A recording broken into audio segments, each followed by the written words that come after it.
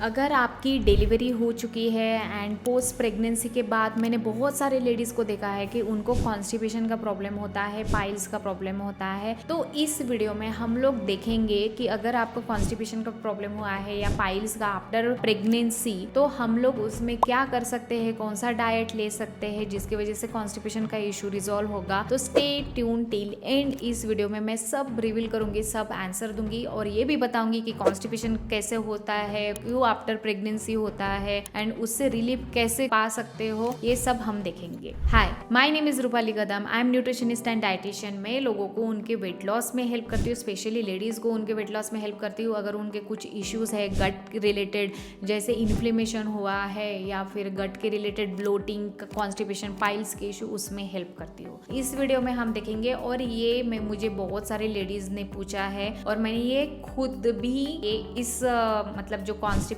And piles के problem से गुजरी हूँ। तो मैंने क्या क्या किया और ये रिजॉल्व मैंने हमेशा के लिए कैसे किया ये इशू, तो मैं ये सब शेयर करूँगी। तो मैं आपको बताना चाहती हूँ कि जैसे पोस्ट प्रेगनेंसी मुझे भी कॉन्स्टिपेशन, पाइल्स का प्रॉब्लम हो गया था। क्योंकि मैं ये बताती हूँ कि आपका भी क्वेश्चन होगा कि ये पोस्ट प्रेगनेंसी इशू होता कैसे है। तो कैसे होता है ना कि जैसे हम लोग ब्रेस्ट फीडिंग के लिए बच्चों को लेके रात भर ऐसे बैठते हैं, ठीक है, और रात भर हमारी नींद अच्छे से नहीं होती है। तो नींद ना होने के वजह से हमारी बॉडी हीट बढ़ती है। बॉडी हीट बढ़ने के वजह से भी कॉन्स्टिपेशन का इशू होता है। अगर जैसे आपके खाने में फाइबर कम है, उसके वजह से भी कॉन्स्टिपेशन का इशू होता है। अगर आप प्रेशर देते हो, जैसे मैंने देखा है कि बहुत सारी लेडीज़ की नॉर्मल डिलीवरी होती है, किसी की सी सेक्शन होता है। तो कैसे होता है, जो स्टिचेस पड़ते हैं डिलीवरी में, स्टिचेस के वजह से भी हम लोग ज़्यादा प्रेशर नहीं दे सकते। और फिर क्या होता है ना कि प्रेशर तो देना नहीं चाहिए, बट वो स्टिचेस के वजह से पॉटी का प्रॉब्लम हो सकता है। पॉटी अच्छे से नहीं होती है, पेट साफ अच्छे से नहीं होता है, उसके वजह से कॉन्स्टिपेशन होता है। तो अभी आपको आंसर मिल गया कि पोस्ट प्रेगनेंसी के बाद ये कॉन्स्टिपेशन क्यों होता है। अभी हम लोग देखेंगे कि इससे कॉन्स्टिपेशन अगर हुआ है तो हम रिलीफ कैसे करें, ठीक है। तो मैं आपको इजी ऑप्शंस बताती हूँ। फर्स्ट नंबर पे सबसे बेस्ट ऑप्शन, सबसे बेस्ट, घी का इस्तेमाल करना। हाई फैट वाला डाइट ऐड करो अपने रूटीन में। अब आप बोलोगे कि प्रेगनेंसी में तो मैंने इतना वेट बढ़ा के रखा है पहले ही, तो फिर मैं अगर फैट वाला डाइट लूँगी तो उसकी वजह से तो मैं पक्का मोटी हो जाऊँगी। और बट ऐसा नहीं है। अगर जितना प्रेगनेंसी में आपने आपके बच्चे के लिए किया है, तो आफ्टर प्रेगनेंसी भी जो आप फैट वाला डाइट लोगे तो उसकी वजह से आपके बच्चे को ही फ़ायदा होगा। क्योंकि आप जो ब्रेस्ट फीडिंग करते हो तो उसकी वजह से जो फैट डाइट लोगे तो आपके बच्चे को भी वो मिल रहा है और आपका बच्चे का भी कॉन्स्टिपेशन का इशू नहीं होगा। और ये भी आप समझ लो कि अगर आपको कॉन्स्टिपेशन हो सकता है तो आपके बच्चे को भी हो सकता है, क्योंकि आपका डाइट अच्छे से नहीं है।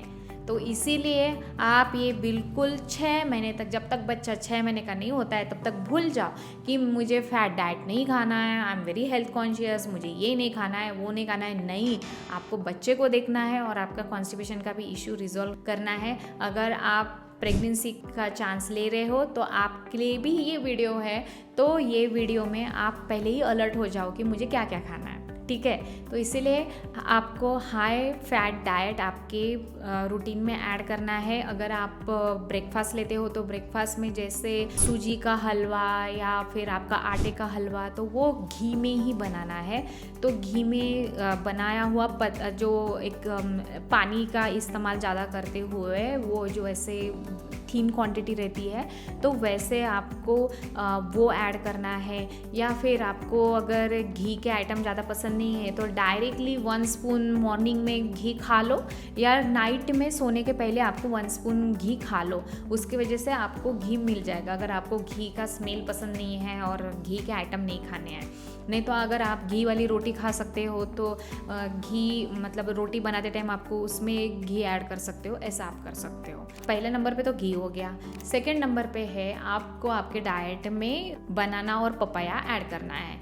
मैं बनाना पहले रिकमेंड नहीं करूँगी, क्योंकि बनाना की वजह से बच्चे को कोल्ड या कफ का प्रॉब्लम हो सकता है। तो आप रीप पपाया जो रहता है, पका हुआ पपाया, वो आप ऐड कर सकते हो, but not on the daily basis.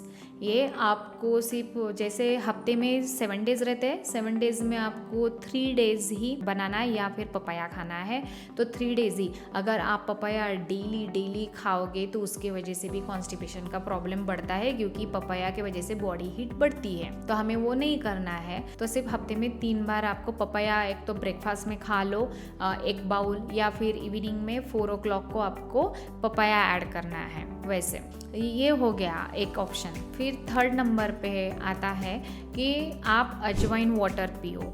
अजवाइन वाटर, जैसे अजवाइन 1 स्पून पानी में लेके 1 ग्लास पानी ले लो, उसको हाफ होने तक बॉईल करना है और वो पानी थोड़ा वार्म होने के बाद पीना है। उसके वजह से आपका भी डाइजेशन अच्छा होगा और आपके बच्चे का भी डाइजेशन अच्छा होगा थ्रू ब्रेस्ट फीडिंग। ये आपको करना है। तो ये ऑप्शन करने के वजह से भी आपका कॉन्स्टिपेशन में बहुत रिलीफ मिलता है।